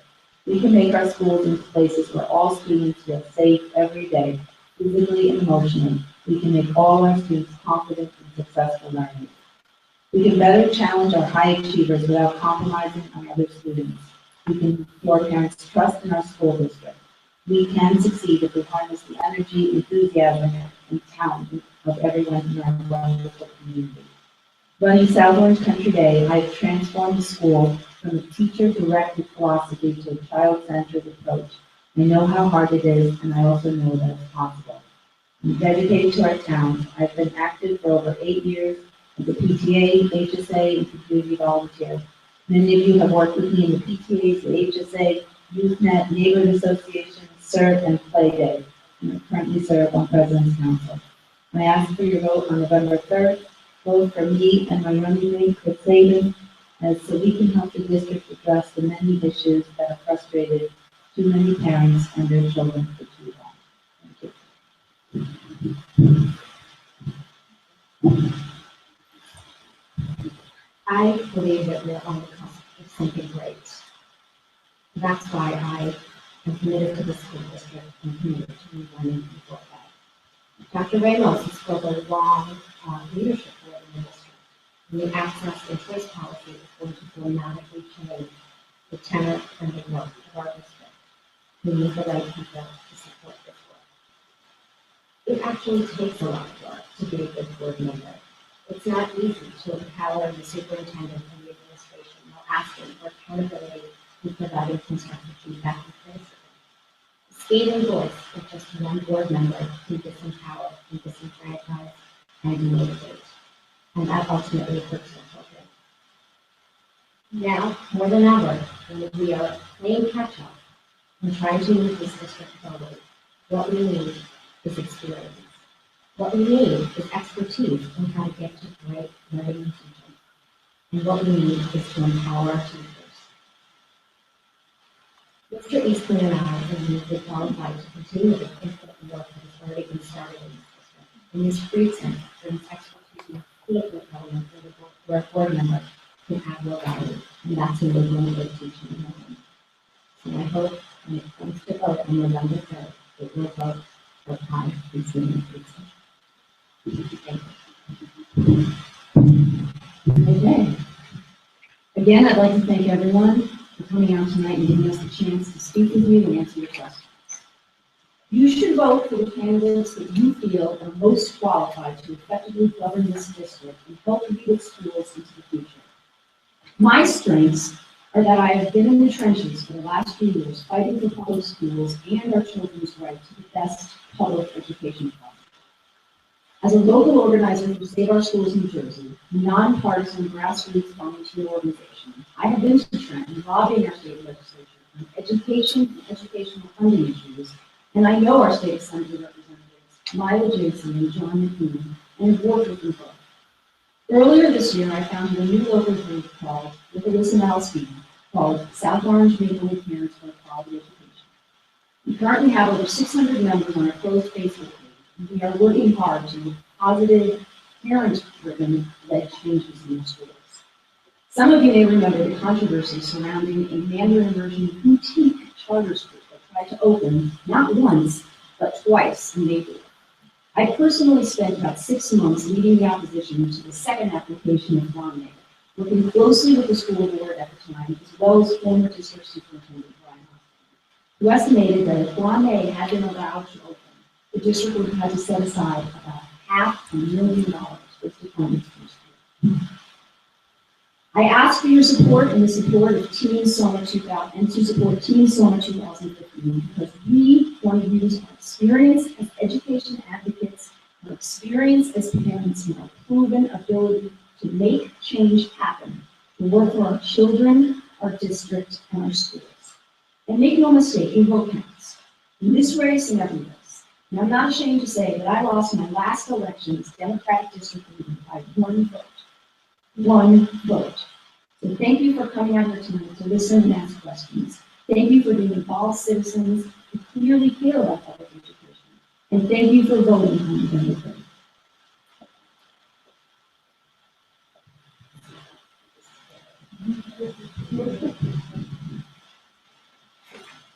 Thank you again, Carol, for hosting us. Thank you all for taking time out of your schedules and coming down to hear what we have to say. From a professional perspective, my skills as an executive assistant have allowed me to lead and manage from the ground up and not the top down. I'm at ground zero. I walk side by side with our students and our parents. And as a mom of a 15-year-old junior, I want them to have the best education our community has to offer. And we pay for it every year through our taxes. But I'm also concerned that we're paying for failure. So I ask the question, why are a third of our schools failing? Why do Tuscan parents have issues with their third grade class sizes? Why is such voting parents concerned about the reading program? Why are the same parents coming out to public speaks requesting the same the same needs and are not being heard. Who's listening? The board, the administration, the superintendent. Dr. Ramos has begun the process of reaching out to all of us, and I believe we're off to a good start. He even wants to flip the pyramid so that the students are on top. But as stakeholders, we must continue to hold ourselves accountable. Team Soma is ready to roll up their sleeves and go to work. And I hope on November 3rd, you'll make the right choice.